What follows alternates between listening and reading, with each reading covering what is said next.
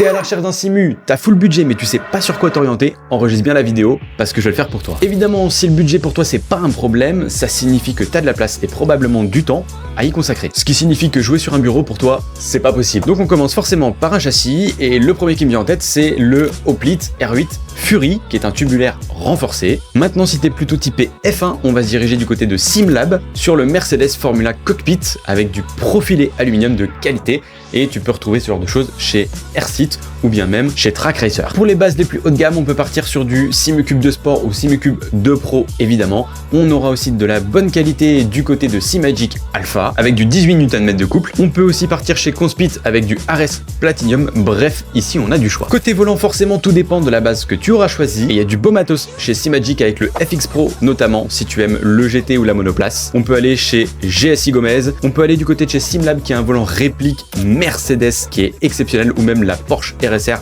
pour ceux qui veulent aller jeter un coup d'œil, ils sont vraiment magnifiques. Et comment parler de volant sans parler d'une marque française, P1 Sim qui propose également une très jolie gamme. Bien sûr j'ai gardé le meilleur pour la fin, on va partir maintenant du côté du pédalier et si là on doit donner une référence, c'est les Hushingveld. Alors excusez-moi pour la prononciation, mais c'est très clairement ce qui se fait de mieux à ce prix-là. Sinon on retrouve aussi le P1 Sim Mistral et maintenant si tu veux le setup ultime, il y aura les actifs pédales de chez Simucube qui sont exceptionnels. C'est une technologie très récente qui se base sur la pression que tu exerces réellement sur la pédale. Vraiment, pour ceux qui n'ont jamais testé, je vous le conseille. Alors bien sûr, pour faire fonctionner tout ça, il faut un PC ultra performant et je n'ai pas parlé de triple screen ou d'écran ultra wide puisque là c'est plus une histoire de goût. Je n'ai pas parlé ici de vérin, d'accessoires périphériques ou même de VR.